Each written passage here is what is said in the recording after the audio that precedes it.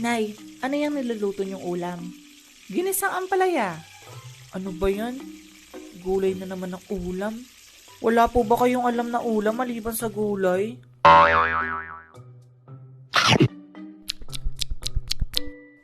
Pinaglihi naman yata sa sama ng loob tong ampalayang niluto niyo. Ang pait. Huwag ka nang magreklamo. Kumain ka na. Ubusin mo yan, ha?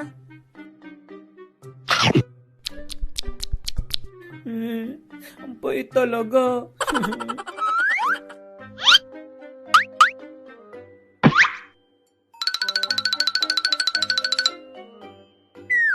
Ulam.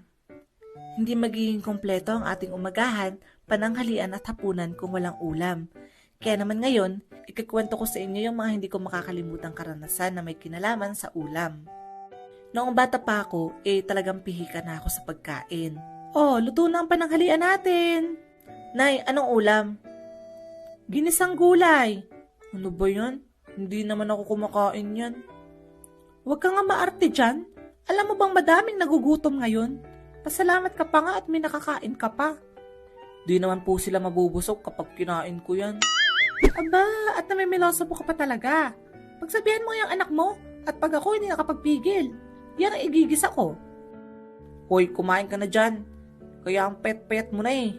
Hindi ka kumakain ng gulay. Payot. Kumain ka pa ba? Eto na po, kakain na. Wala na ako ibang pagpipilian nun kundi kumain kasi baka mamatay ako sa gutom eh. Wala bang piniritong isda dyan? Kung hindi kalabasa, minsan, ampalaya naman yung niluluto ni nanay nun. Nay, ano yung niluluto niyong ulam? Ginisang ampalaya. Ano ba yan? Gulay na naman ng ulam? Wala po ba kayong alam na ulam maliban sa gulay?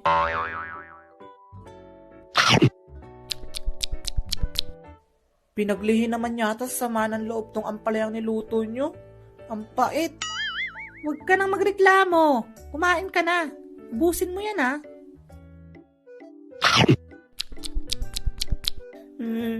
Ang pait talaga. A few inches later.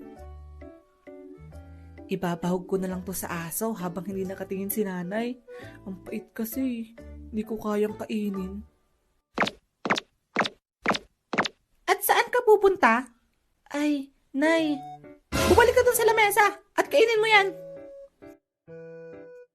May mga pagkakataon din noon na nag-iimbento ako ng sarili kong ulam kapag hindi ko gusto yung niluluto ni nanay. Nay, ano niluluto nyo? Tuyo, bakit? Ay naku, hindi ko gusto yung ulam. Nay, pwedeng pahingin 5 piso? Sige, sandali lang. Kapag nabigyan ako ng pera nun, dediretso na ako sa tindahan para bumili ng mga pwede kong maging ulam. Ang binibili ko nun minsan, Milo, o kaya gatas, o di kay chichirya tulad ng bangus, lala at mang inasal. Ang sarap ng ulam ko. Kaya pala nanghingi ka ng pera ha? Bibili ka niyang mga yan? Hehehe. May time din pala nun na pinagsama ko yung honey at pulburon sa kanin at grabe. Ang sama ng lasa.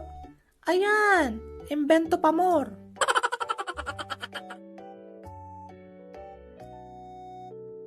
Pero minsan, hindi ako binibigyan ng pera ni nanay nun, kaya naman ang ginagawa ko nun, naghahanap ako sa kusina namin ng pwede kong ulamin tulad ng toyo at mantika ng baboy.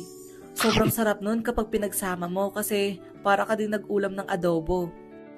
Nag-uulam din ako ng asukal. Masarap naman siya pero parang plain lang ganun. At syempre, hindi mawawala ang kape. Sarap. Alam niyo ba, noong bata pa ako, may kakaibang paraan si nanay no na ginagawa para magkaroon kami ng kape. Hindi ko alam kung nanay ko lang yun. Minsan kasi kinakapos kami sa pera kaya hindi pa kami makabili ng kape. Kaya ang ginagawa ng nanay ko noon sinasangag niya yung bigas hanggang masunog ito. Tapos lalagyan niya yun ng tubig at asukal. O, diba? DIY kape ang atake ng nanay ko.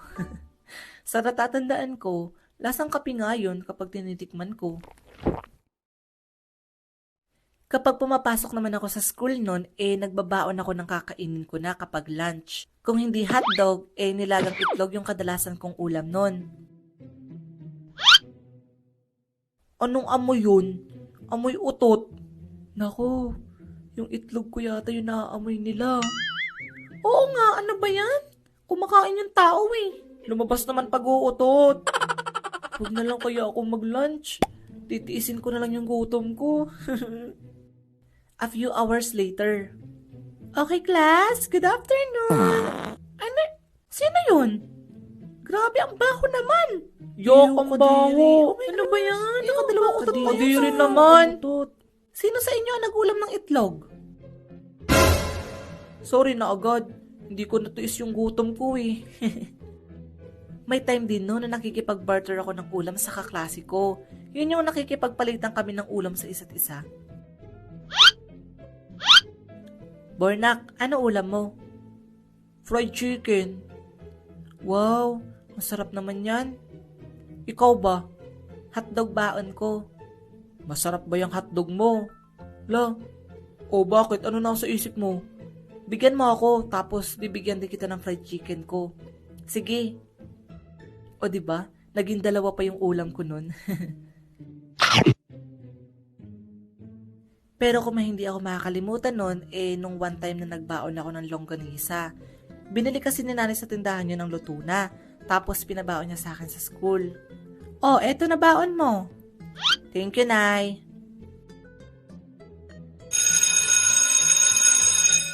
Okay, class, pwede na kayo mag-lunch. Pero nang buksan ko yung baonan ko nun para kumain, nawalan ako ng gana nun sa nakita ko. Yung longganisa kasing baon ko nun, panis na. Ay hala, bakit panis yung longganisa ko? Paano ako kakain ito? Ano ba yan? Ang baho naman ng longganisa mo? Nagsalita ka pa talaga. Dahil sa nangyari nun, hindi na ako nakapag-lunch nun at umuwi akong sumasakit ang tiyan sa gutom. Oh, bakit ganyan itsura mo? Anong nangyari sa'yo? Yun po kasi yung longganisang pinabaon nyo sa akin. Panis na. Di pa po ako nagtatanghalian. Ano? Walang hiyang tindera yun? Bakit panis binibenta niya? Kusugurin ko kaya siya ngayon. Wag na po, Nay. Kakain na lang po ako. Naku, wala pa tayong ulam ano pa yung kinakain ni tatay? Nang makita kong kumakain yung tatay ko nun, lumapit ako sa kanya.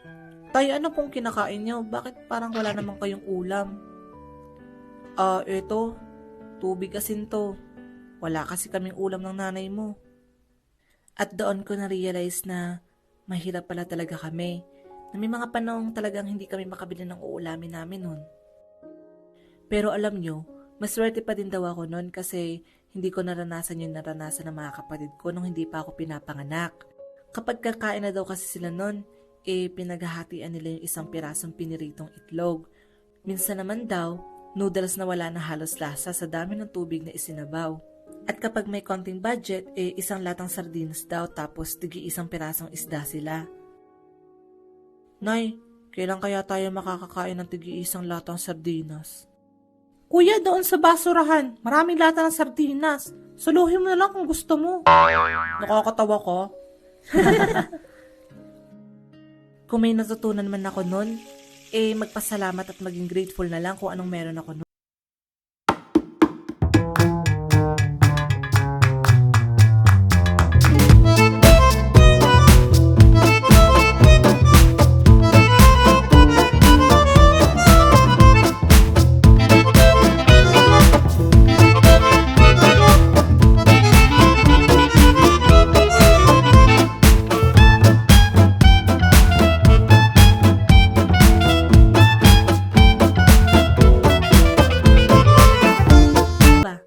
Anong paboritong ulam nyo? Ako kasi, tortang talong talaga. Kung nagustuhan nyo ang kwentong ito, don't forget to like, share, and subscribe. And see you in my next video. Bye!